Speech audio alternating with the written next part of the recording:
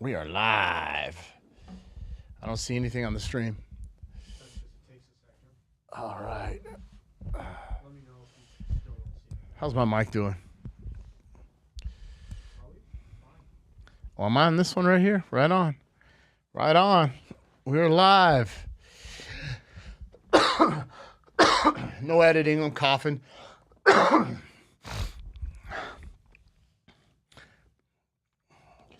calls coming in. Welcome back to another episode of Black Ice Reality Check. I'm your host, Black Ice, the one and only podcast in the red pill where the truth will set you free, based out of Las Vegas, Nevada. We got a great show for you today. We got a guest that's coming in that's going to be running late. His name is Miguel Munoz. He is the creator and owner of Dollar Cost Crypto and partners with another gentleman that would cultivate crypto. He is the crypto king.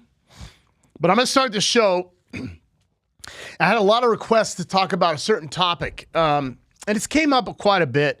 And I had to categorize this in a certain area, and I felt it was very necessary based on what I'm seeing, because we hear the surface level of women validating their value from a IQ perspective, or educational perspective, or an income perspective, which men don't value at all. So there's two areas that you have to focus in on when you're talking to a man. And what we look at in a woman obviously is looks first, but there's a very, very important fundamental that a lot of people are missing. It's called EQ, emotional quotient, versus IQ, intelligence quotient. So IQ is basically how statistically smart you are based on a test, a set of numbers on an IQ test that checks your IQ level. Emotional quotient is how you handle certain situations. And so emotional intelligence is far more valued to an individual as a man versus IQ. Let me explain. If you're with a woman and you're a guy, outside of looks, what's the second most important value that you look for in a woman? Guys come up with all these answers in the red pill. It really comes down to emotional intelligence. Why? Because if a woman isn't emotionally intelligent, you're out of balance as a man. Like, we don't care about the PhD. We don't care about the MBA. We don't care about the bachelor's degree. You know, high school diploma, great. But at the end of the day, it's emotional intelligence. There's 4 types of areas in emotional intelligence, i.e. what we call EQ, which stands for emotional quotient, versus IQ, intelligent quotient. The 4 areas of emotional intelligence that are important are how she handles self-awareness and her surroundings. Is she aware of the situation that's going on, and can she balance her emotions? That is called emotional intelligence. The second area, is she self-managing of her emotions? Okay? See, a lot of areas in a lot of women in this area have a hard time managing their emotions. They're not equipped or capable of understanding that certain key words or trigger words in a conversation or a conflict with their partner is going to trigger their emotions. So they have to have a good EQ. Okay? The other area is social awareness. And then relationship management. Those 4 areas, self-awareness, self-managing, social awareness, and relationship management. Those 4 areas of emotional intelligence is critical for you as a man to succeed in a relationship with a woman. If she does not have those 4 areas covered, the rest of the relationship's out the window. Because every time you have a conversation over a topic that she doesn't like, it's going to go down the rabbit hole. It's going to be a 45-minute conversation, whether you're wrong or right or apologize or not. If her emotional intelligence is very low, it's drama, chaos, and madness. There's no peace. There's no respect. That's all men want. I hear it all the time, and I'm going to say it again. Men do not value your college degree. We do not care about your MBA. We do not care about your PhD. We do not care about how much your income is. In fact, the higher your income and the higher educated you are, the less likely you are to be successful in a relationship. So, what we need to do now is understand as a woman what men value. It's their looks, and then it's their emotional intelligence. Because the emotional intelligence is what we call, i.e. drama. Is there going to be drama? Is she a high probability as a high liability woman, or is she an asset? And if her emotional intelligence is low, she's going to be a liability. And we've all been there. We've seen it. The very pretty girl that's high maintenance and drama. We don't want that. We want low maintenance, a high emotional intelligence, a high EQ. Okay? Women have higher emotional response to any conversation or conflict that challenges their beliefs. Women, your emotional response to a conversation with a man that challenges your beliefs is the acid test to whether you have a high EQ. If you cannot handle a conversation regarding something that challenges your beliefs on a topic, you need to check yourself. Men generally can stay calm until you push the button. Right? When you poke the bear and you get a response, which women like, that trigger, and the man reacts, he raises his voice, and you say, well, he's yelling at me. No. You poke the bear because you're not managing your emotional intelligence. Okay? So women, you have a higher emotional response to any conversation or conflict that challenges your beliefs. So I'm live right now on YouTube. You can get on the super chat, ask any questions you want. So we run through this area of emotional intelligence all the time, and we see it on a daily habit. Women by nature are more emotional than men. And I'm talking about this topic because it comes up a lot. And what on the surface level, what we say is women never say men are drama, they say they're toxic. Men will say women are drama. The drama is the EQ, emotional intelligence. If she's drama, she has a low EQ. If she's drama-free, she has a high EQ. It's all about managing your emotions. Okay? So remember, the value of a good EQ in a woman over IQ is more valued from a man than you think it is. And again, I'm going to say it again. Your value as a woman to a man is not your education level or your career. Women do this on the daily. You're not high. Women, you're not high valued. See, here's what happens. People come up with all these definitions of what high valued is. Okay? Men, women, back and forth. It really comes down to one thing. It's statistical numbers. Okay? If a high percentage of people, men, are going after a high percentage of women that fit in a box, in a category, you have to look in that box and see what it is that those men are going for. Their value is higher because of supply and demand. Your feelings need to be removed from this conversation. Just like men, I hear certain men say, well, he's not high valued if he does this or that or this. It doesn't matter what you say. It's the top 10% of men that women are going for. They're high valued. It's supply and demand. It's like the person that owns a house and says, well, my house is worth $1 million, but they only get quotes at $500,000 in offers. It doesn't matter what you think or feel. It's the reality of the outcome. So the reality of the outcome is what people will go for and say, This is the value of your house. If your house is appraised at $700,000 and you want $1 million, you probably won't sell that house. Fair? Fair.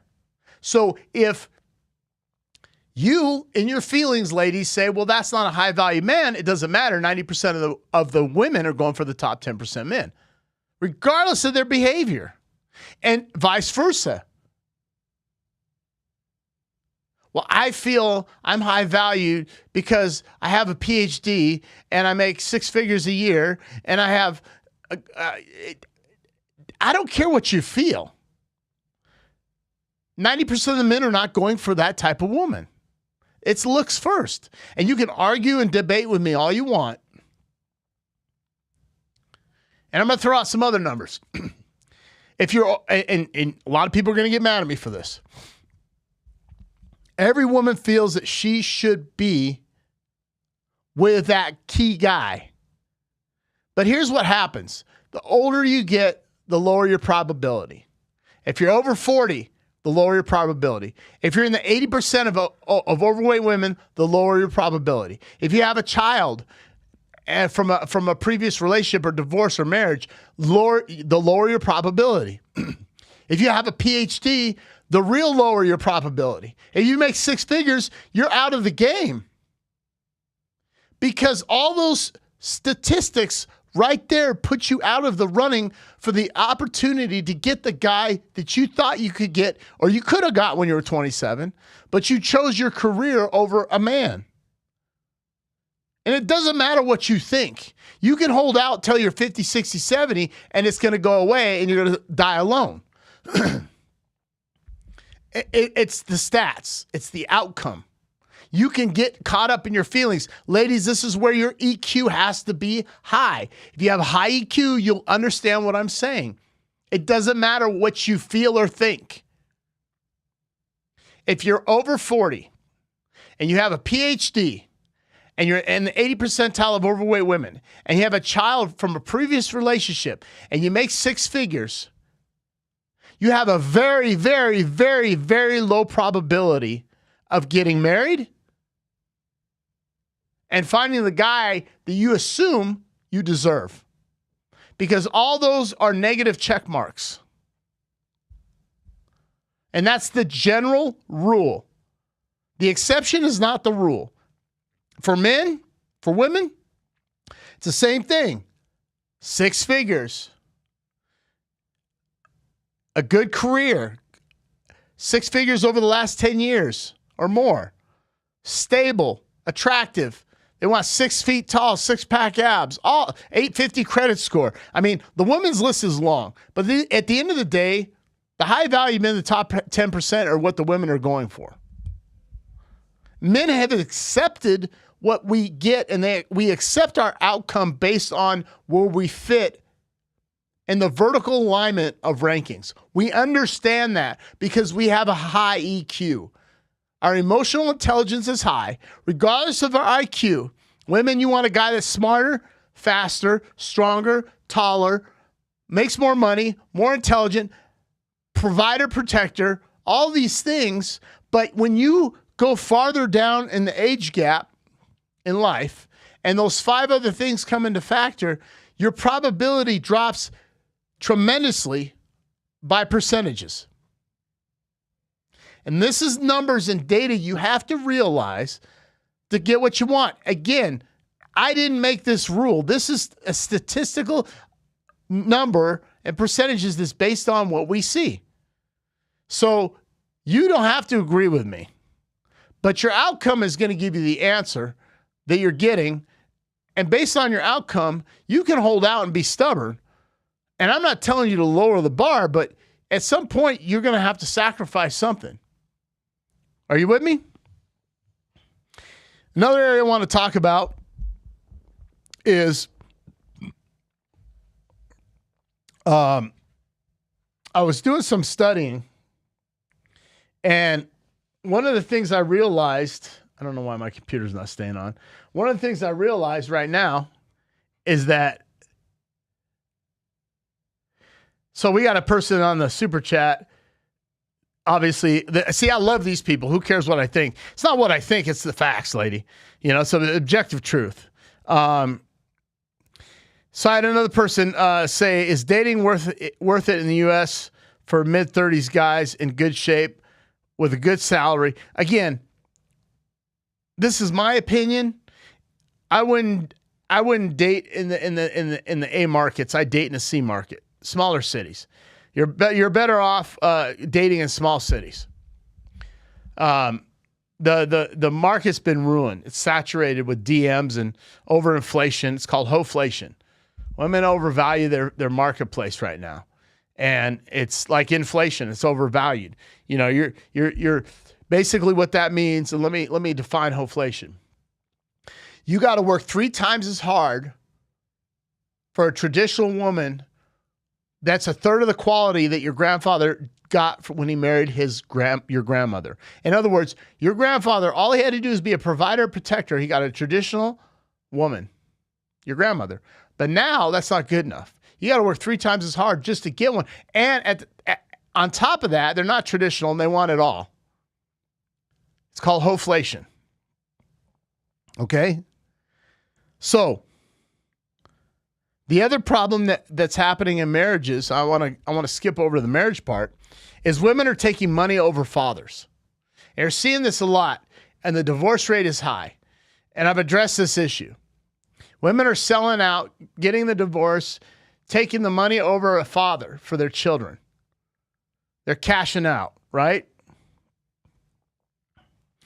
And that's sad because that shows you that they value income and money over the father of their children. The divorce rate is at an epic, proportionally high rate of women divorcing, okay? And I did a stat the other day. The reel went viral, 2.1 million. I was disappointed I didn't get enough haters. It went 2.1 million in 1 week, and I didn't have as many haters as I should have had. I love haters because it helps the algorithm. And haters are going off their feelings. These are like this Deborah Jones, who really cares what you think. This is a person that has a low EQ, right? Because they're going off their emotions. They can't manage their emotions. And I'm giving you stats and data that you may not realize or are aware of. And those stats and data aren't what I've produced. I'm the messenger. I'm Paul Revere. And now you're coming at me saying, who really cares what I think? So that's a person that has a low EQ. Probably has a low IQ as well. So that, guys, is a person you don't want to be in a relationship with because they make all their decisions based on their emotions. And they cannot control the 4 areas of EQ: self-awareness, self-managing, social awareness, relationship management. Okay? So when we look at those areas and we look at what women are doing right now, taking money over fathers, to answer this next guy's question, is dating worth it in the U.S. for mid-30s guys that's in good shape with good salary? What are my options? No, it's not worth it. It's not. And I'm not saying going overseas, but you need to really write down on a piece of paper. You need to be smart like I did. You have to find markets that aren't oversaturated with hoflation. You have to find markets where their whole life isn't on their phone. You have to find markets where they value a traditional relationship, right? And so that's not going to be in the big cities. I saw a podcaster say, if you're a single guy, Las Vegas is the best place to be. You should be here to date. It's like, no, this is the worst place to be if you're a single guy. I mean, if you're dating for purpose, this is the worst place to be is Las Vegas. If you're dating to have fun, oh yeah. But every girl you connect with on Instagram, she connected to 20 dudes you already know. And half those guys have ran through her. So, I don't know what that guy was talking about, but I wouldn't date in LA. I wouldn't date in Las Vegas. I wouldn't date in Miami. Now, let me take that back. I would date, but not for purpose. I'd keep myself occupied. Which brings me to the next area that I want to address. Okay? Men, you have got to understand that you have control over who you date. Women don't have control. We have control over dating and marriage. This is what you have to understand. Every woman out there wants a guy that's taller, makes more money, smarter, is more established, stronger. They are dating up. So if a woman's dating up, why are you concerned about where she wants to go on a date. You've seen it all. Everybody out there, you've seen this. The woman put a list together of 20 places she does not want to go on a first date. Screw that list. Throw it out the window. Here's my rule. You are stepping up to my level. You're dating up. I am dating down. You're below me. I am going to tell you where I'm taking you. I only take women to coffee dates. That's the only place you want to take a woman on a first date is a coffee date. Why? Because I'm qualifying her to see if she's qualified to meet my standards to go on a date with me. She's not qualifying you guys. Because remember, if a woman's interested in you, she's dating up. You're already above her and more successful than her. You're stronger than her. You're smarter than her. Why are you worried? Let's go to coffee. No, I don't do coffee. You're not qualified. Next. Kick her to the curb. I say, I don't want to go to the Cheesecake Factory. Girl, you ain't qualified for you're not even qualified for McDonald's. You don't even get a Happy Meal. You'll be lucky to get a fast food at Walmart at the checkout. Are you with me? The other place is lounges. Go to a lounge. Go to a cigar lounge. Say, let's go to a lounge. Let's hang out, whatever. I am not, let me say this again, guys. Do not take a woman to an expensive dinner on a first date. You have to qualify her 100% to see if she's worth your time to take her to a nice restaurant. It's not the other way around. She's not qualifying you, brother. You're qualifying her. Well, what if she doesn't want to go? Kick her to the curb. Next. Remember, they're dating up. Why are you worried about is a cheesecake? Screw the restaurant, bro. You think I'm going to work my ass off to take some snobby girl to a nice restaurant and spend hundreds of dollars and she's going to be on her phone the whole time? It's not going to happen. Excuse me, I'm getting over a cold, so you know what I do? Hey, let's go grab coffee. I don't do coffee. Okay. Talk to you later. Boom. She's done. Block that fucking number. I ain't got time for that shit. Next. Hey, let's go grab, let's meet up. Let's go to the cigar lounge at Resort World 8. I don't do cigar. Next. Why?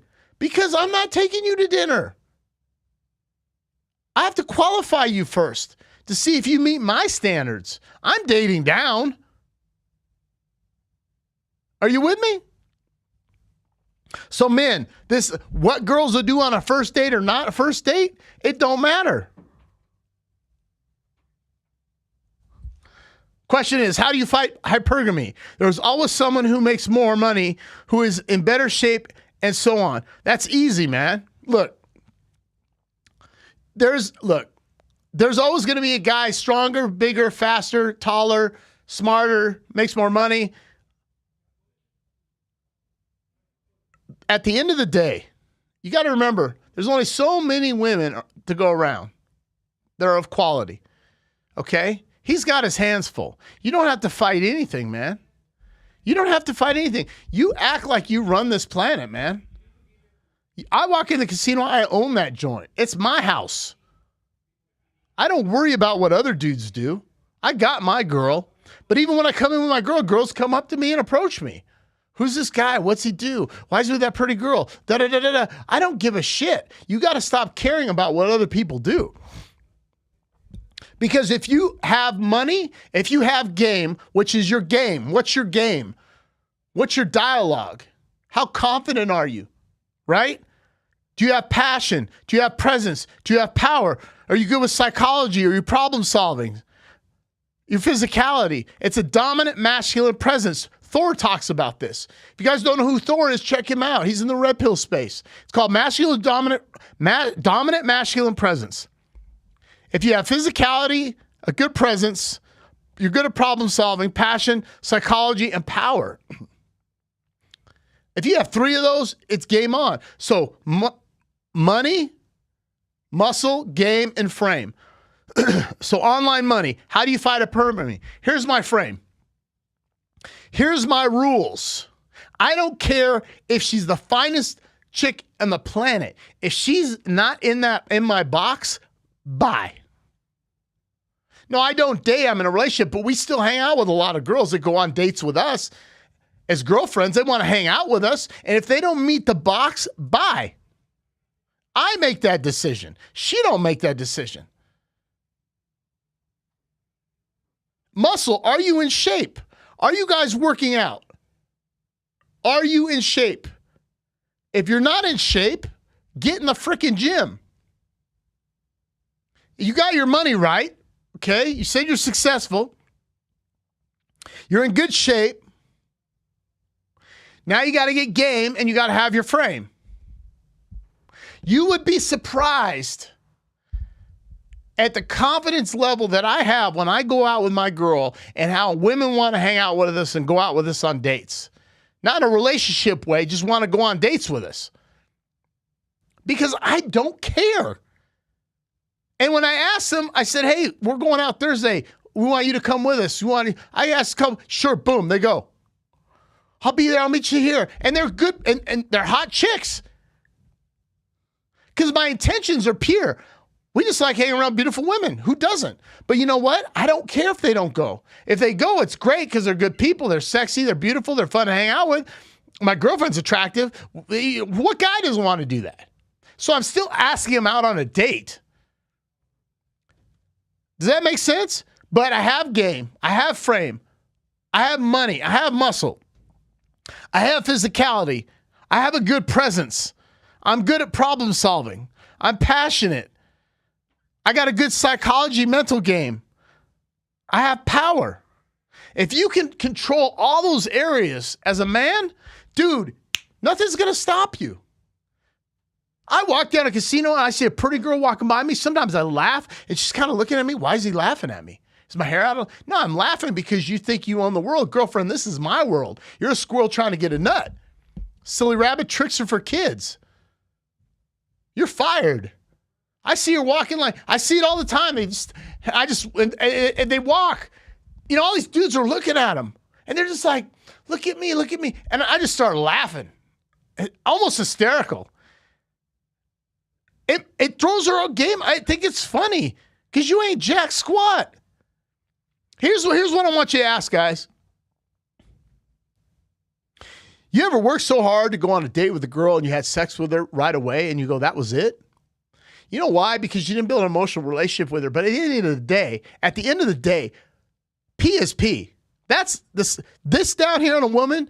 It is what it is. It's nothing special.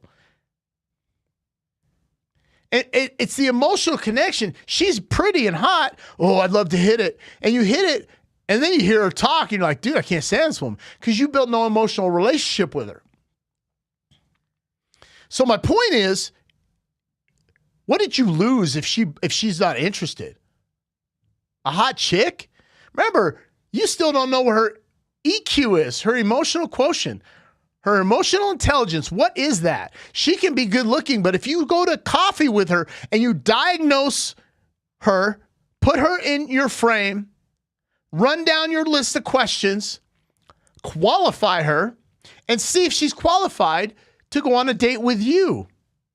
Hang out with her a little bit, get to know her. And man, you might 30, 45 minutes, an hour to coffee, and you're done. You might go, dude, there's no way in God's green earth I would date this girl. Oh, I'd hit it, but I'd quit it because she's a nut job. And you'll find 9 times out of 10, women, especially, I see this in Vegas, women that are like their late 20s and 30s, they're super hot, that have never been engaged. They say, oh, I've been proposed to. That doesn't count. Or they've never been married. A lot of times, their EQ is very low. And they're a nutcase. They got problems. There's red flags from here to Mississippi. Are you with me? So it's very important and critical, guys, that you qualify these individuals that you want to date with. And I'm not beating women up. Ladies, listen to me. I'm not beating you up. But the tables are unbalanced right now. And I'm going to address this other area. It went viral all over the internet on this $1 million billionaire thread on Instagram. And this woman said, women are being masculine now because men aren't stepping up. No, That's not the case. The case is you're too masculine as a woman and nobody wants to date you, and the only guys you can get are beta males. Masculine men do not like masculine females. Masculine men do not want to deal with masculine females. Masculine men don't have to take the energy and time to deal with a masculine female. Masculine men are not afraid of masculine women. Masculine men don't want to date another man. A heterosexual masculine male does not want to deal with a dominant masculine female. What is her default? Beta. Well, we have to be masculine because men are stepping up. No, you're either feminine or you're not feminine. You don't change because you get the right guy. What are the red flags? What are the indicators? When they say, I'm a strong, independent woman. Okay, first of all, you're adulting. What does that mean? You're independent. You're supposed to pay your own bills. You never hear a man say, I'm a strong, independent man. That sounds kind of weird, doesn't it? And let's talk about being strong. You're strong-headed, which means you're bullheaded. You're not a woman of strength. You don't know how to allow a man to lead. So instead, you default to a masculine trait, which is strong-headed woman. They don't say headed. I'm a strong woman. I'm independent. That means you're single. You will not be in a relationship and be codependent because you're independent. I don't need a man. See that attitude right there? I guarantee you she's going to be in her 40s and then mid-40s saying, okay, I really want the right guy. I can't find him. You can't get the guy you wanted when you were 27. Remember what I told you? I told you that the older, ladies, the older you get, excuse me, the older you get, the lower standard of man you get. The heavier you get, the lower standard of man you get. The more educated you get, the lower standard of man you get. The more money you make, the lower standard of man you get. That's not, Black Ice is not making this up. This is the stats. If you were lining up 10 men between 35 and 40 that were fairly attractive on a scale of 5 to 10, looks-wise, they all make $200K a year. They're all average body structure to fit, 5'9" and above, and they're all single. All those indicators I just mentioned, they'll run from. And you have a child from another man. The greatest gift a woman can give a man is a child. So you got to understand, this is not my BS. This is a fact. This is a fact. So when you're out there and the response is, well, Black Ice, what am I supposed to do? You have to understand your market value like men understand their market value. Men understand why they don't get the beauty queen. We understand. Certain men understand. I tell guys this all the time. What do I do? Are you working out? No. Go work out for 90 days, come back and call me. See, I don't run a therapy class. I coach guys, but I'm not on a retainer fee. I don't want to take their money. I want to tell them what to do and come back to me. Yeah, if you want to pay me, yeah, but I'm not going to take your money every week or every month because in order to get where you need to go from A to B, men understand that they have to make necessary leaps of faith. They have to make those adjustments. Okay, I need to make good money. Black Ice, I made my money. Now what? Are you in the gym? No, I don't work out. Well, dude, you get in the freaking gym. You got to raise your percentages. Ladies, you got to raise your percentages. The older you get, the more in shape you need to be. If you're in shape, now don't get me wrong. Don't get me wrong. Hear me out. There's 40-year-old and 50-year-old women that are hot. I'm not saying you're not attractive, but you got to look at what you're bringing to the relationship. Here's what I have. Watch this, guys. And remember, the super chat's on if you want to jump in. Okay? Watch this. This is my black book. These are my super secret soaker notes. Super soaker notes. This is where I sit down and reflect and put notes down. Okay? This is my asset. So if I'm a woman, here's the asset I'm bringing to the table in the relationship. This is chicken scratch notes. This is my liability. If my liability is bigger than my asset, then as a high value guy sees that, he's going to say, well, she's hot, but whoa, look at the liabilities. He's gone. So we got to switch that around. So the older you get as a woman, you have to make adjustments to compete. You remember, ladies, you're competing. Guys are competing. We know this. Look, 5'6", bald, fat, overweight man with glasses that makes $50,000 a year. He knows he's not getting a hot chick. If he was a woman, you know what she would say? Oh, he needs to make 6 figures. He needs to be attractive. Girlfriend, you're delusional. You are delusional.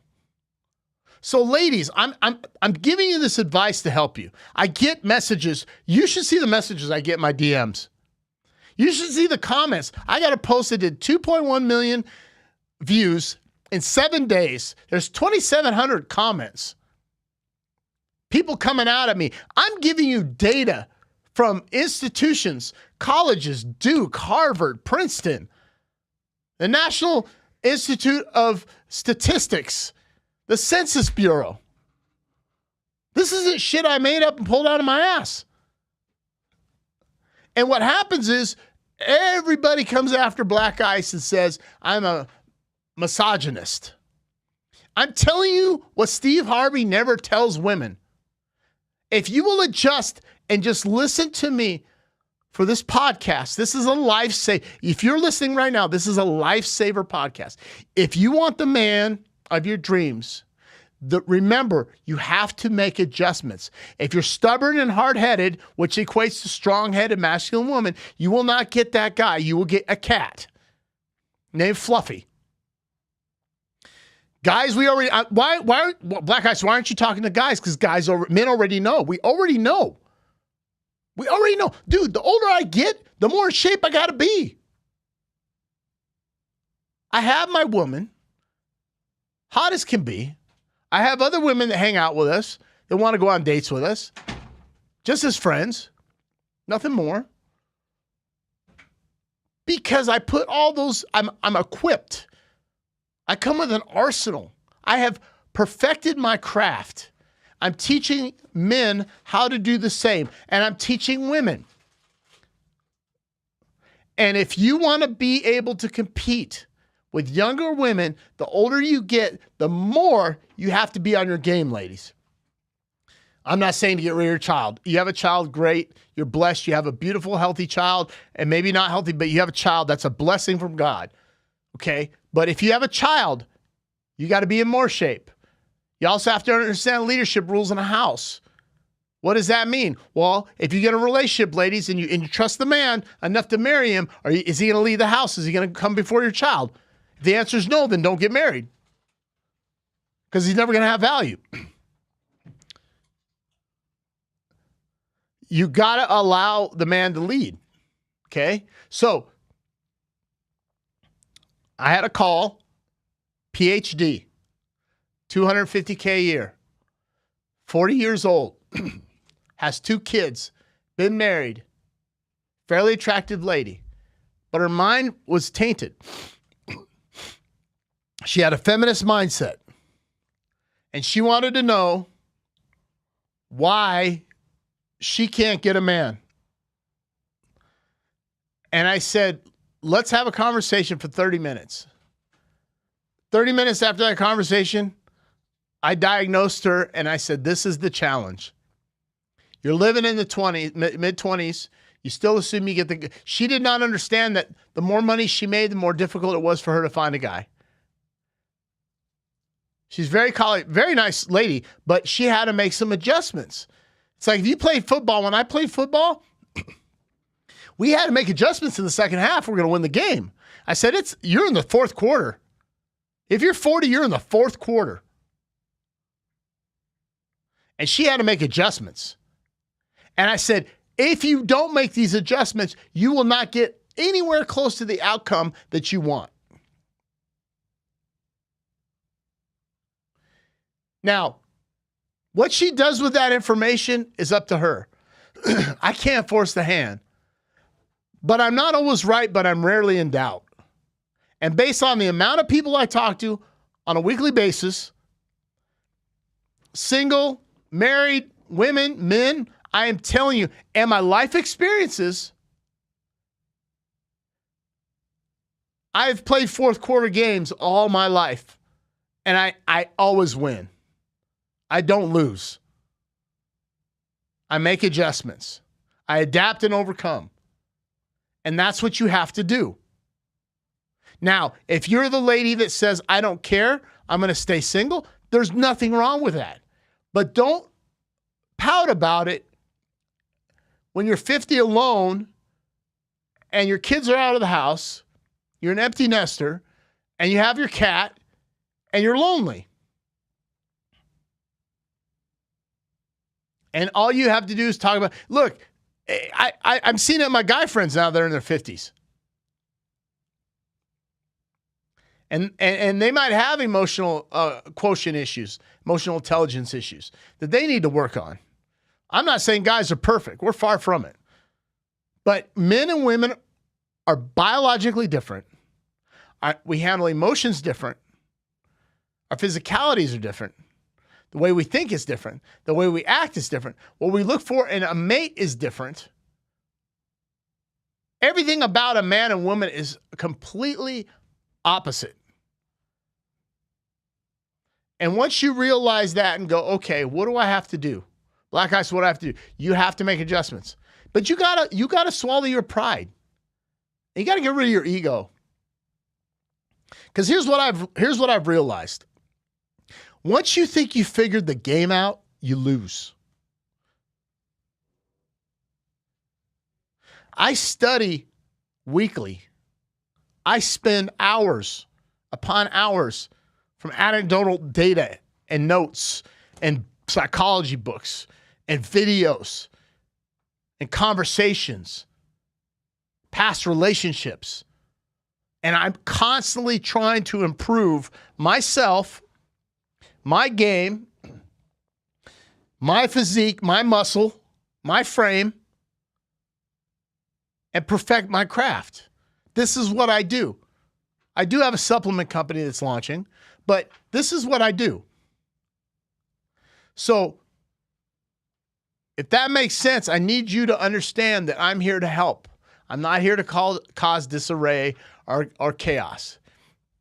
So now I'm going to shift the topic over to a good friend of mine that's going to jump in. This guy's very successful. He's a high performer. He's a top 1% income earner in the United States.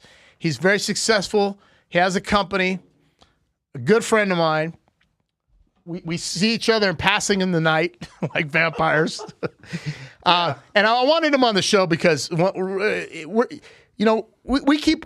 I don't keep my personal life private. He keeps his private. But my point is that when you have questions and you see me on here all the time, it can get very monotonous and like, who's this joker? But I'm going to introduce this guy because he's very successful, and we're just going to freestyle.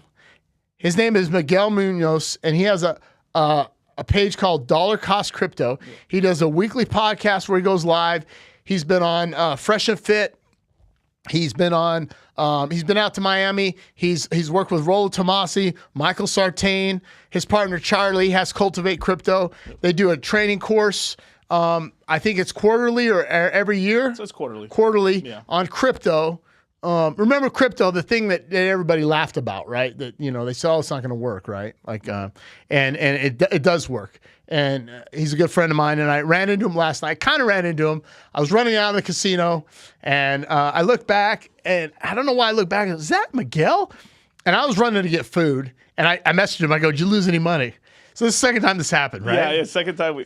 So anyways, ladies and gentlemen, Miguel Munoz. Hey, what's going on, Davin? How are you doing, man? Dude, doing good, bro. Oh, bro, we're having a blast, man. You called me like a degenerate last night, man. I was out there gaming. No, I was like, is that Miguel? I was running. I was so hungry, right? Yeah. And I was talking to some friends. I was at You doing poker?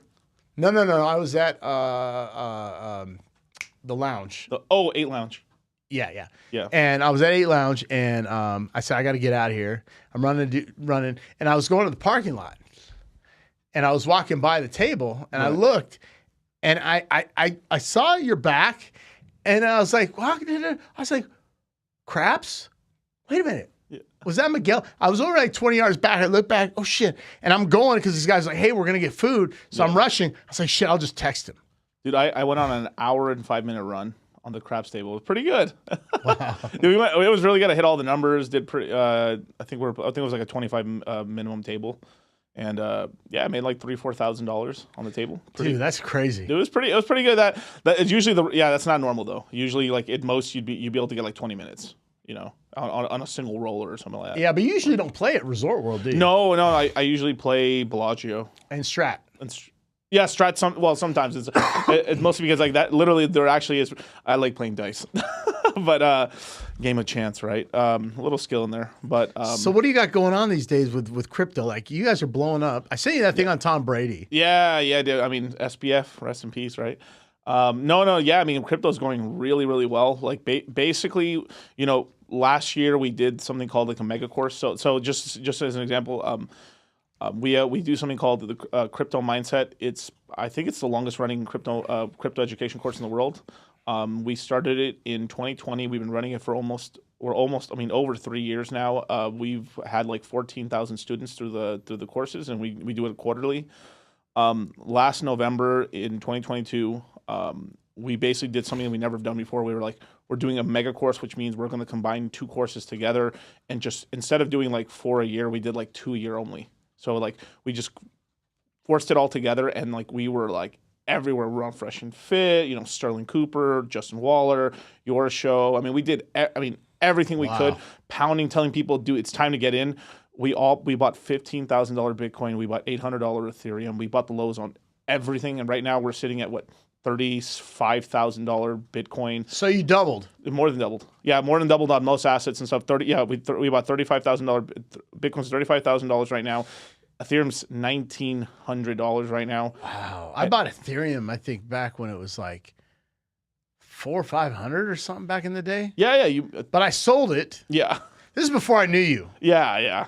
Right? And then I had to sell all my assets when my company went under in January 2023.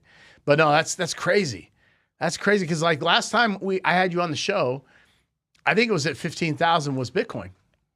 Wasn't it? It must have been that or 20. Like it was pretty low. No, it wasn't at 20. It wasn't at 20? No. I think it was like 15 or 16. That's crazy, man. Yeah, man. I'm telling like, and then this is what's really funny is like we tell people this stuff. We come back in 3, 4, 5 months, 6 months, come back. What'd I tell you? And it's hilarious just to see. No, and I've seen it. Yeah. Like every time I talk to you. And it's like, damn, I should have. And you tell me. Yeah, I tell you. I'm like, oh yeah, I'll get to it. And then boom. Now it's so what is fueling Bitcoin right now? Why is it going up? Is it because the dollar's so weak? Is it like I noticed that investors aren't really paying attention to the wars and stuff. They're just doing their own thing. Right. What's going on? It's first things first, crypto's global, right? It's all over the world, but it does have a US slant to it. So the money, the market that moves the crypto the most is the U.S. market because it's the most transparent in terms of like it's the biggest. I mean, we're the biggest country on the planet. 80% of all transactions done around the world are denominated in dollars. So if a country's trading with another country, 80% of that is done in dollars.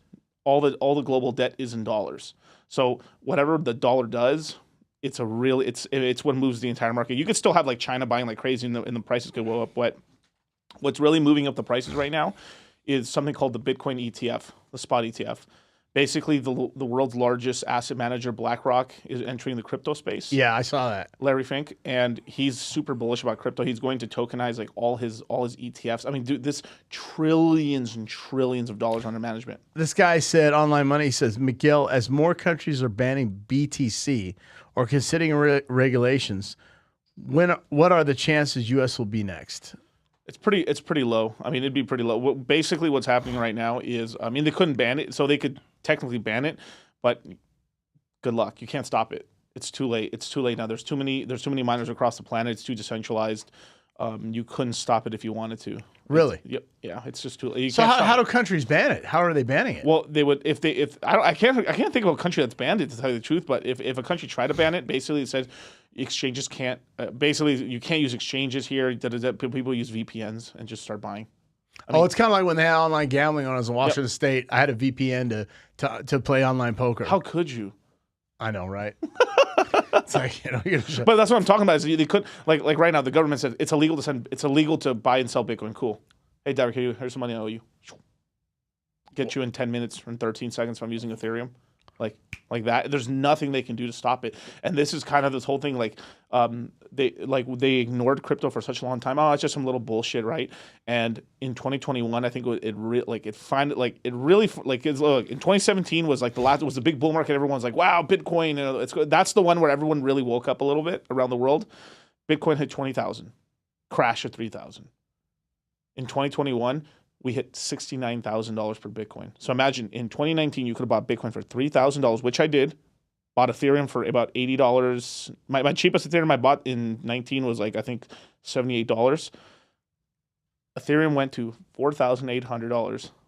Bitcoin went to $69,000 that cycle. Wow. It crashed, right? This is why I was telling, hey, it's getting close, you guys. I'm ready to put some money in.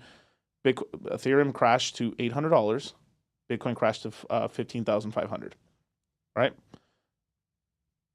If the cycle is about right, let's just say it's like an average cycle, nothing too crazy. Because what happens is as they get bigger and bigger and bigger, it just takes more money for it to pump, right? So you have kind of the law of big numbers. So imagine maybe Bitcoin this time around gets to 120,000. Is there still potential for guys out there to make money in Bitcoin? Like the average Joe that makes $60,000, $70,000, $80,000 a year, can he still make some money? Absolutely. Because I have guys that call me, they're like, okay, I need to make more money. Yeah. What's my solution? Well, obviously some people aren't designed to own a business. Right. Entrepreneurial. They're not entrepreneurial. So they're jobbers, and there's nothing wrong with that, but it's like, well, how much do they have to invest? I mean, what would a guy need to invest? Like, where do you think Bitcoin's going to go in the next 6 months? Oh, okay. In the next 6 months, we should be somewhere in the $40,000 to $50,000 range. And it's 35 now. It's 35 right now. So we should be up another $15,000, give or take, in the next 6 months at least. I think by April we should retest the all-time high, which is about $69,000. It's somewhere in the 60s, basically. Really? Yes. So we're going to have the Bitcoin. So the SEC is run by this guy called Gary Gensler. Pretty much a piece of shit, basically. Yeah, pretty much. This guy show my channel. Yeah. Well, he's super against crypto and stuff, but he literally was. Imagine this, right? So he's involved with Tom Brady. Let me tell you how. Right? He had a job. So you know how Tom Brady got in trouble, right? And because he allied himself with Sam Bankman-Fried, who's running FTX, that exchange that went down and literally stole their money. Well, that guy's father is the one that got Gary Gensler his job at MIT. So the reason that Gary Gensler got the job at MIT, which then let him get his job at the SEC, how he was able to basically swing from cock to cock, was basically because of SBF's family. They had a lot of how do I say this politically correct?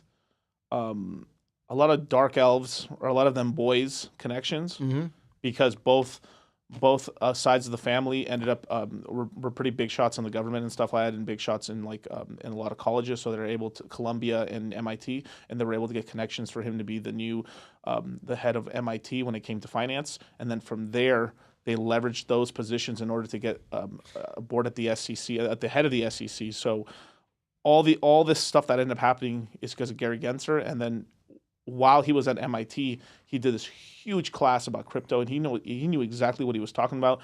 They have him on video saying oh yes, dude, 70%, 80% of all cryptos are not securities. This stuff's not illegal. It's fine. And then the minute he becomes the head of the SEC, he goes anti-crypto, and is trying to erase all the stuff that he said in the past. So, do you think that the dollar is going to go away? Do you think we're going to just be a digital currency in the next? I mean, is it possible the U.S. is just going to go digital currency? Yeah, absolutely. It's already heading towards like When do you think that'll happen? next year. You think next year that we're just gonna? So they're gonna eliminate cash? Not eliminate cash, but it's death by 1,000 cuts. It's just gonna be little by little by little by little. Like How is that gonna affect the service industry, bro? oh, terribly. Of course. Like how are you gonna go gamble? Like how are you gonna like? All right, we were at Resorts World, right? Yeah. They have you download the app, like cashless entry, cashless game. Like literally, I saw it. Like I have the app, but I couldn't get my app working.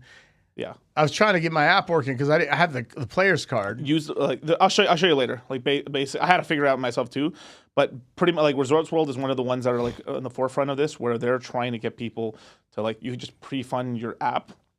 You could just Well, yeah, because the owners are based out of isn't Malaysia or they're yeah, the owners are or Hilton, the Hilton Group and stuff. It's yeah, but no, it's Gotong. He's it's a Malaysian owned casino.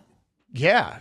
Oh, so maybe so they're just in the. They're like, part of the Hilton Group, but it's a separate entity. That yeah. Okay, I didn't know that. Then. Yeah. So like Hilton, Conrad, and there's 3 hotels there.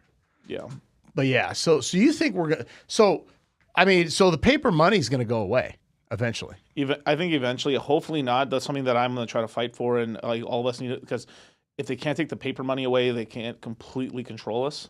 But this is why crypto's so important, because if they take away the paper money, we have to go to Bitcoin, Ethereum, or these cryptos where they can't stop us from sending. This is kind of scary, man. Dude, it is really scary. This is why I'm teaching people about it right now, because there's money to be made. It's kind of this weird sort of thing where like we're kind of like I'm making a golden cage. It's a golden cage, right? It's not made of straw. It's gonna like, but it's still a cage, right? And there's a bunch of money to be made by getting in here right now, but it is the sort of thing where like most people are going to get taken advantage of in the system, like always. I mean, it's just sad. It's just a really sad sort of thing. Like it's just kind of like Pareto principle. Like 80% of the people are going to be sheep. They're just going to be sheeple and stuff. Probably like 15% of people are going to be living pretty good. It's just a new system, but it's an evolving system because we're still going to have dollars. The dollar's not going anywhere. We're just converting the dollar. It's going to be called like USD. That's what it's going to be called. They've been testing it out in Chicago. Well, they already call it United States dollar, USD. So it's going to be the US dollar. They're going to call it USD. It's going to be a digital gold coin. It's going to be a digital coin. And it's going to be something like USDC or like Tether and stuff, or DAI. It's just going to be that version. It's going to be made by the central bank, the Fed Now system. And this is something I've been talking about on Instagram a lot. Like I've actually been surprised. I talked about it on Instagram, and it actually went like I was getting like 600,000 views, 800,000. That's crazy, views. man. And people are really interested because people like there is like this kind of like people, even if people don't know much about money, they know something's up. Because how the hell in the last year almost everything's doubled. Like meat prices are up 50% to 2x and stuff. I mean everything. I mean it's crazy. It's like I always talk about this when I go out. Like I remember eating this exact meal with this exact people, and it only costing like let's say $120, right? Now it's like almost $300. Same things, it's sort of crazy. Like it's like if you think back like 10 years ago, right? Like, oh shit, I used to be able to go to the movies for $40. Now it's like $100 plus. It's that sort of thing where like it's inflate. Like you feel it like, oh, the bills your parents keep saying, or parents keep saying like, oh, I think inflation's higher than they're telling us. Of course, absolutely, dude. It's like it's got to be 23% or more. Yep. Because they're saying 7 or 8%. I'm like, dude, no. Everything's way expensive. So there's a rule of thumb I use, right? It's where like, okay, the CPI numbers, right? Like right now we're at 3%, right? The lower the number is, the lower the multiple. So I usually like to double it to like a 2.5. So if they're telling you we only have 3% inflation, that's what it is right now. We have 3% inflation. That means we're like at 7 or 8% inflation a year. Last year in 2022, we were at like 8% inflation. Triple it. Because the higher, whatever, if they're telling you the inflation number is big, that means it was really big. Because they changed the inflation calculating system that they were using. Because the old I don't know what it was, what they used, but the average of 2 years and stuff over the price. Yeah, they basically made it so it doesn't track it isn't like okay, this is what it should cost, $1, right? And then how far does it get away? So basically you're saying if it's 8%, it's 24%. It's a lot higher. Like this 3%, last year, was probably correct. It probably was like 25% inflation in 2022. This year, we're probably like 10% to 9%. And it's really crazy because here's what they did is they changed it from a 2-year average to a 1-year average. And what that means is what's the change between it isn't like, we're not looking back at like, all right, let's just say this computer was $1,000, right? And on the old system, 2 years ago to now, that computer, that like the new computers are costing $1,400, same computer, right? Mm-hmm. And what they do is they change it to a 1-year average, and what that means is the change is literally like, oh, it's only $1,500. It's only changed. Inflation's only gone up $100. But that's not true because if you look back for what the original price of that should be, you've actually gone up 50%. So do you think more people will be like, you know how we talk about the top 10% income earners, the top 1%? Do you think more men are going to fall into that or less? Because what it was like 13% of men make $112,000 a year. Right. Do you think that's going to go up or down? It's because 100K isn't nothing anymore.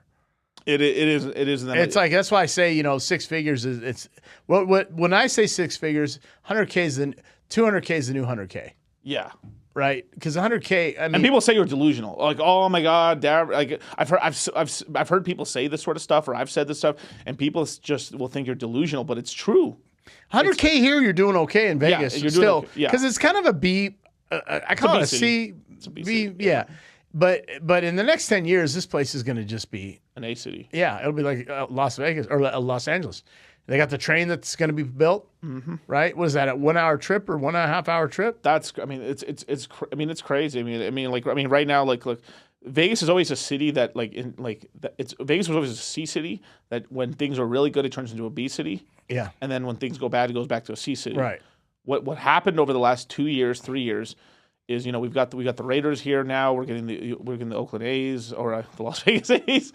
Right. We got the Spear now. F1's here. The Super Bowl's here next year. The train. The city's getting. I mean, basically the brain drain of California to Vegas to Texas to Florida. Vegas is now a B city. And we're getting an expansion basketball team that LeBron's going to be a part of. Really? Yeah. The company that looked at the land. I was reading this architectural. I don't know. I read weird shit. Business Architectural Magazine. Anyways, the company that bought the land, they always follow through. Mm-hmm. Like they're 100% after they acquire this land, but they're going to put a stadium. They're going to try to get an expansion NBA basketball team.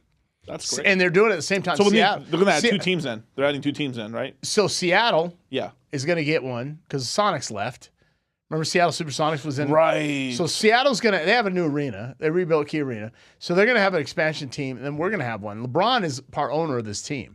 Interesting. And then the baseball team will be here in 2024. Yeah. This place. And then the good news is, and I tell people this, people from California that are moving here, they're usually the good people. The bad people are going to Austin because the socialists don't like Vegas. Right. It's so degenerate. I love Vegas. I love how this is why I love Vegas. It reminds me a lot of crypto. You can do whatever you can do. You're a lot more freer. You can do what you want. But it is this whole thing where you have to have control. Because when I came, I literally today I went to a supermarket to get some stuff, and then there's an entire section inside of an Albertsons. That's all slot machines in an Albertsons. And I was just looking like, what the hell? Well, this morning I left, my habit is when I'm done playing poker, I'll go to the bar and get a Diet Coke or whatever, water, smoking my cigar. And then I'm bored, I'm waiting for friends, and then I'll start playing video poker. Hey, why not? And then it's like, there's 100 gone. What am I doing? Sometimes I'll win, but it's like, I need to go back to the tables, but I'll win. I've had a good week. Yeah. But so I'm like, okay, don't play video poker. So now I sit away from the bar in the couches, because if I sit there, I'm just going to start feeding the machine money. Even if it's $100 still, right? Yeah. I can put that in crypto. That's the way I think about it. I mean, that's the way I kind of now, is gambling stupid? Yes. But 401k is a joke. Talk to a rich person. Because here's what 401k does. 401k is you're putting your money away, right? Yeah. And you're not paying taxes on it. And then when you go to cash it out, taxes go up. Yes. They always go up. So now you're going to pay twice as much, 40%. When you're retired, you want to take your 401k out. Now you're paying 40% on the taxes on the 401k money.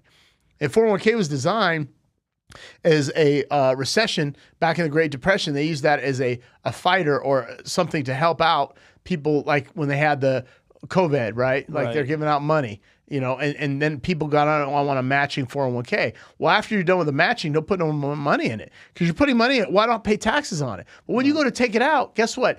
The money you would have taken then, like right now, if I took money instead of 401k, I pay taxes on it. What do you think it's going to be in 20 years?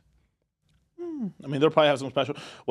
I mean, right now, look, I just look at demographics, right? I mean, like the underlying Ponzi, like, because everything, like, there's something I always say all the time, right? Everything's a Ponzi. And what that means is there's the supply and demand metrics, and everything is kind of finite after a while, right? So the ultimate Ponzi of the world is the population Ponzi, right? Because basically our economies are based off of GDP. And consumer, right, which is basically led off the United States' system that the whole world copied, or were forced into it basically through central banks and stuff. But basically, what's going on right now is if you just look at demographics, which is basically just a study of people to see if are people having kids or how are people acting. There's different parts of like demography, but the most interesting part about it, if you look at every economy, right? It's so you can look at all these other unless like the only thing that can break it is if for some reason a country just finds an incredible amount of a resource that can like change things. But besides that, that's only like a temporary little boost. So, how many kids are being born in each country, right? What's the replacement rate? And it's sort of this whole thing where like if everyone in a country, let's just say you were married and you had 3 kids.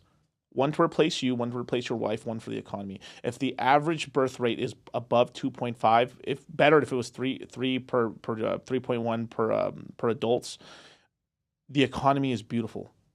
Now, there still could be some stuff where the government's really dumb and they're doing dumb decisions. But it's got to be low now. No, it's terrible. But watch this: United States, out of any major like first world power, we still have the best birth rate in the entire developed world, and it's pretty bad. It just went under 2. Okay, and then I just read an article that said the U.S. government underestimated the amount of people that are retiring right now. Oh yeah, they're 2 million more than they thought because of the COVID, and people just said, "Okay, I'm done." Yeah, right. So how's that going to affect? Because you got the baby boomers that are retired. Yeah, 4 more years left, I think. 4 more years of baby boomers, and then the extras start retiring, the oldest extras. So we're kind of in trouble. Yeah, like we're in big trouble. I mean, like the equities at some point. I mean, the way it looks like to me right now, it looks like history is repeating itself, just in a different way. It looks like we're having sort of a roaring 20s in crypto and in risky assets and real estate and everything like that. When these bull markets start up, it looks like we're kind of in the roaring 20s, and that ends up with a really bad crash at some point, and it usually ends up into war at some point. So you think we're headed that direction? Yeah, I think we are, and I hope I am wrong. I really do, because I don't want people to die or nothing like that. But it's just the way it's going to probably end up doing, because when governments can't print any more money, the way they get out of war is basically, it's kind of like a war jubilee. You win a war, things get fixed up through that, basically. So would it be Mexico? What do you mean, war with Mexico? Well, they're sending troops down to Mexico. No. We just, it's NAFTA deals and stuff. I mean, Mexico's our number 1 trading partner now. So where would it be? It's probably gonna be Middle East, China. I mean, that's pretty much exactly where it's gonna end up being. On our soil? No, not on our soil. No, we're gonna take it to them. I mean, it's very unlikely that's gonna. I mean, maybe a couple. I hope not bombings, but I mean, like, there's really not much. They can't like send a landing force here. It's not gonna work. It's not gonna work. They already have. Joe let them in. Well. They bought our houses. Well, I mean, yeah, but that's a lot. Like, it's kind of crazy. So I was just learning about what was going on with that. So basically, a lot of the people who were buying it now, everyone. The whole thing is money wants to go where it's freest, and it can get away, right? So a lot of people in China. So I think in back, what was it, 13, 14, 15, around that time. There was like a couple of political extra. So it used to be like 4 political parties in China. And essentially, this is just like what I've heard hearsay, is that one of the 4 political parties was basically getting decimated, basically getting killed. So they were running away. So a lot of money was fleeing China at that time, and then that's some of the money that went into Canada, that went into all over the world. Was basically one of the 4 political parties of subsets of the big party, the CCP, were basically getting persecuted, so they were like using their positions to like get money out of the system, and this is what happened. So now there's like 3, and this is exactly what ends up happening over time. Is that they know that like, oh fuck, they could rug me at any time. People don't like that. Like, you're working this whole system, and if you say one wrong thing, you're gonna lose everything. So people like to have insurances and stuff. So this is why like a lot of Chinese investors will overpay on some stuff. Or like one thing people were doing. This is like China would allow you, if you're in China, they'll allow you to invest into oil because they understand like, oh, that's income, right? But what a lot of them were doing was, imagine like, hey, you're gonna pay for this oil rig as an example, and it's gonna cost you $3 million. Cool. It's gonna be $4 million. Huh. Okay, sure. That extra $1 million, they would end up buying like, one's a bribe. One part of it's a bribe. Another part of it they would be buying Bitcoin miners and running it off of natural gas from some of these oil refineries, oil rigs that they would have out there, and then that would generate them like Bitcoin or some type of other crypto, and they would use that to like funnel money out of their country. So they'd still have that deal like on paper. Oh yeah, you kind of overpaid for it, but you're fine. But on the background, they also bought something extra, and this is how like all types of way. They're like, trust me, like the Chinese are very smart. Like I mean, that's but I think the U.S. is just as corrupt in a lot of ways too. Oh, of course, all countries are corrupt. I mean, what's going on with Ukraine? We're giving them money. Now we're giving Israel money. I mean, we're in 2 proxy wars. We're in 2 proxy wars. We're in 2 proxy wars. Yeah. I was saying that all right, at first, right, when it was just Ukraine, cool. I mean, well, not Ukraine. I mean, not that it's great, but like in terms, it's just like, okay, there's one thing we're kind of focusing on that. It's kind of bullshit. Now with this other one with Israel and Palestine and stuff. Shout out to the Straw Hat Luffy, the Straw Hats. There's like this whole meme about like the One Piece cruise on the Palestine side. It's fucking hilarious, dude. Oh my gosh, anime motherfuckers. But no, but there's this whole thing where like if you look at it right now, we got Russia tied up. We've got China and Russia trying to send gear over here to this side and stuff like that, and we got this. So it's like if you actually look at it on the board, right? We have hopefully this is wrong, but what this is just it's just stress out systems for some of these other countries. While the United States is doing, so there might be a third one. There's some. Do you think we should be sending money to all these countries? Fuck no, absolutely not. Like no, dude. Like we should now. I commented on this post. They said, Zelensky said, "Oh, Trump can't come in here and end the war in 24 hours." I said, "Yeah, he can. He can tell NATO to get the F out of Ukraine, and Putin will go back home." Mm-hmm. It's like the Cuban Missile Crisis, right? Yeah. Somebody disagreed with me that's doing podcasts, and he mentioned something. I said, no. I said, when we had the Cuban Missile Crisis, Soviet Union wanted to put missiles on Cuba. Factually, right? And they sent them back. And we said no. Yeah. So when Trump was in office, he had a relationship with Putin. Keep your enemies closer. The art of war, right? Yeah. And they had an understanding. And NATO was not going into Ukraine. Yeah. Biden came in. NATO came in. He's like, the FUR. Now there's issues. So they've had their skirmish wars, but now they went in because they don't want NATO in there. Because if they put NATO in there, now they can have missiles in there. Yeah. And it's the same issue, right, that we have with Cuba. And so now we're sending Zelensky all this money, and it's like he also has all these offshore accounts. There's a company that did all his backgrounds. They have all their access to all these offshore accounts. So all these offshore accounts have money going into it. It's like, wait, where's all this money going? And then somebody says, well, we don't need assault rifles. That's why they're sending them to Ukraine. That's the very exact reason why we need assault rifles. But Ukraine has them for a reason. The problem is that they're getting all this money in our weapons, but where's all the money going? It's going now.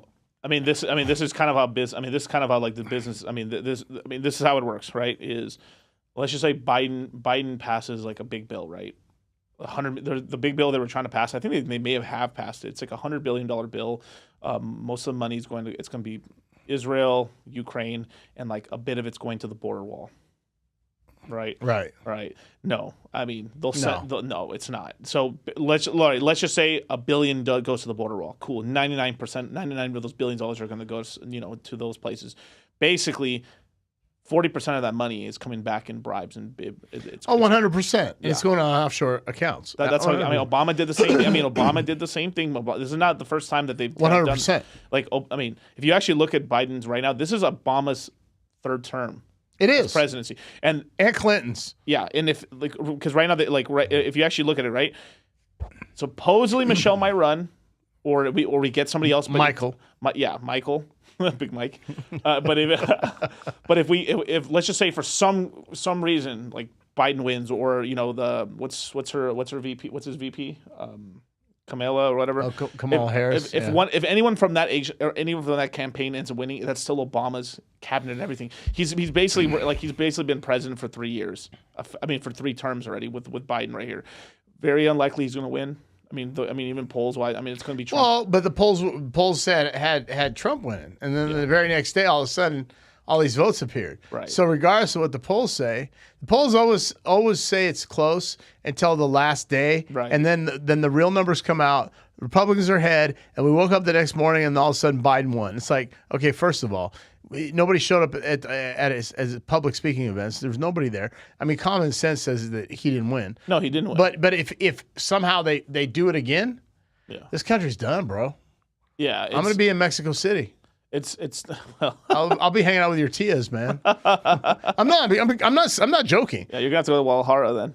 Guadalajara, okay. There we go, yeah. But you hear what I'm saying? Like I'll be a digital nomad. Yeah. I'll do my podcast. I got my online supplements, but at the end of the day, dude, the price you're paying, it's not worth a tea in China, man. It's just we're getting decimated here.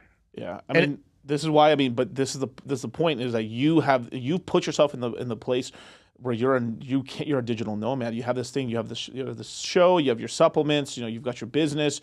You're coaching guys and stuff. You've put yourself in this position where you can float.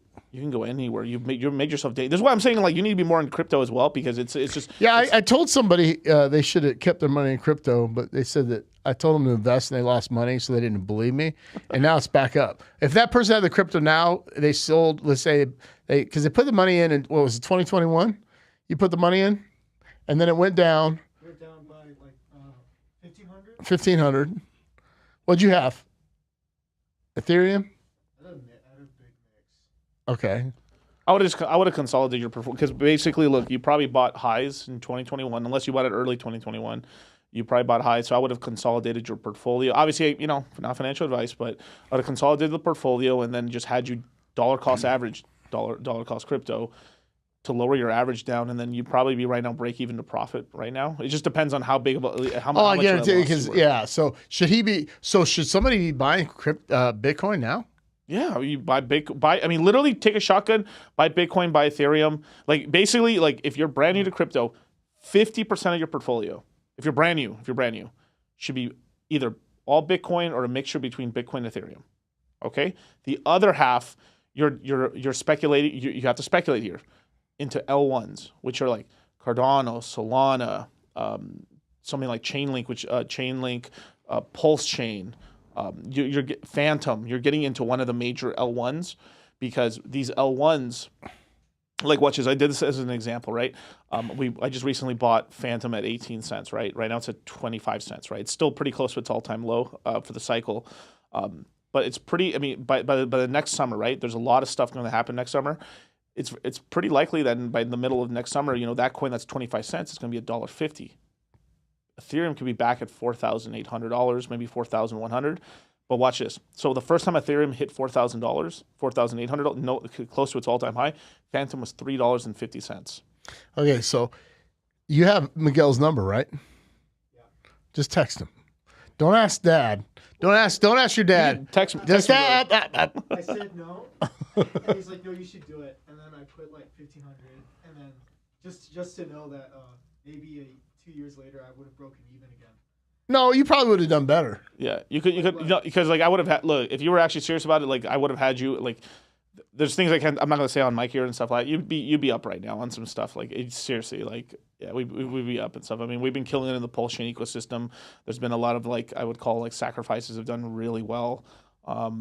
Yeah, and the whole thing, too, is because you're getting more dorky about it, and you're like, wow, this stuff works and stuff. You're making a little bit of money.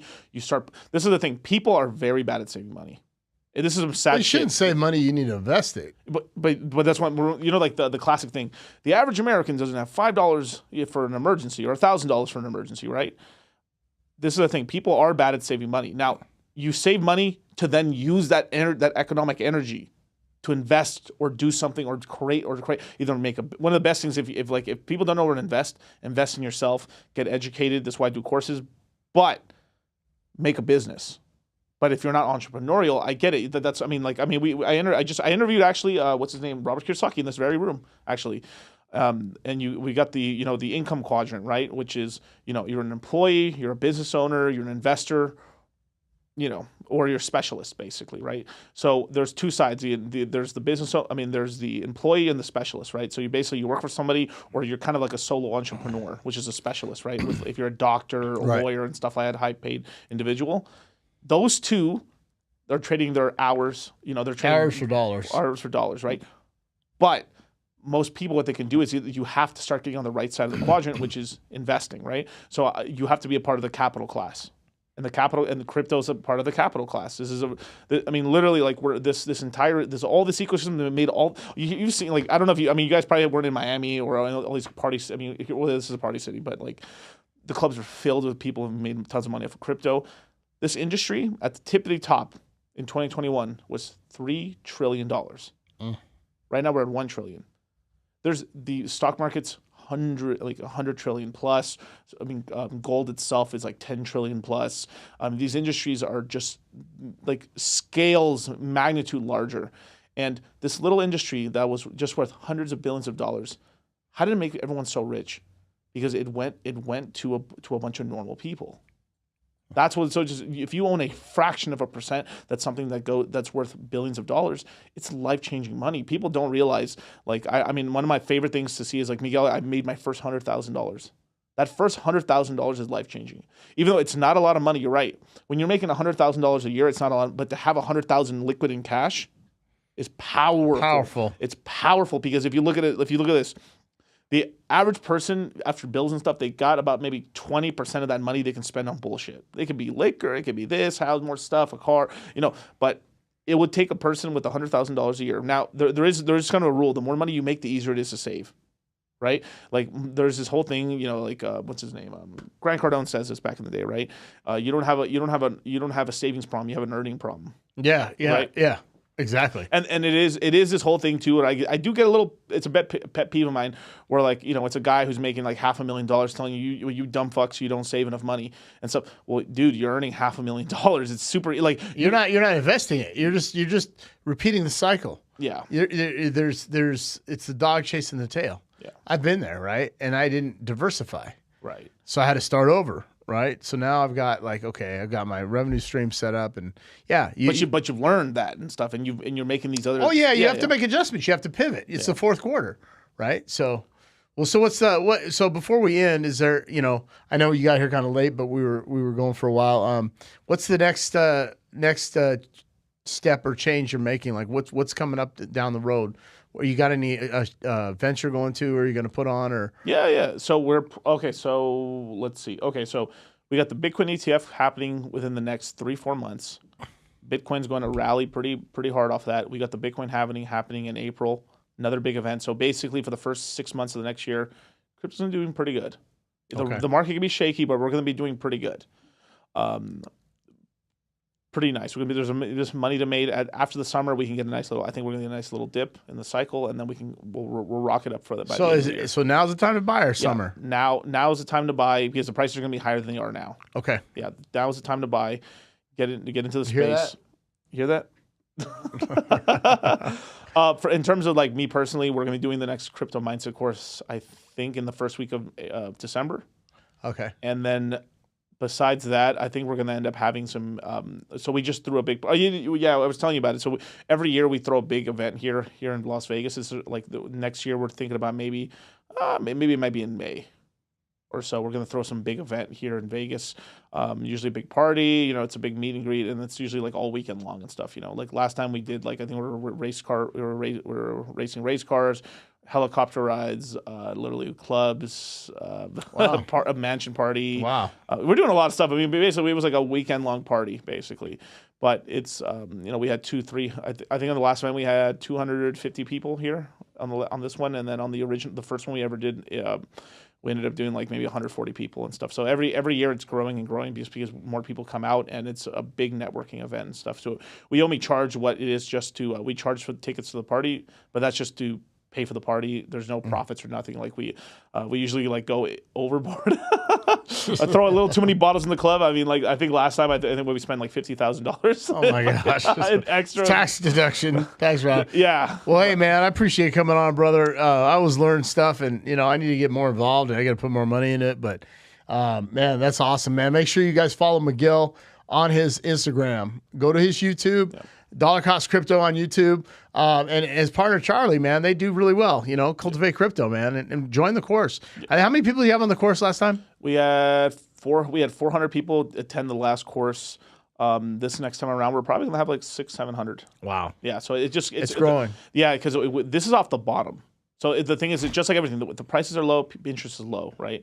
But what's probably going to end up happening, over the next couple of years, the classes are probably going to be a couple thousand people in each one. Jesus. Yeah, it's going to be pretty big. Our biggest course ever was 2,000 people. This was in the summer of 2021, and that was the year I did really well. Yeah, everybody was just like, we had deep pockets. Yeah, but everyone's making money, and then the whole thing is like older now, wiser, and you're going to put money away and stuff like that. And this is for everybody, right? And but we can't ignore this space because every government, 153 governments around the world are going to release a digital currency.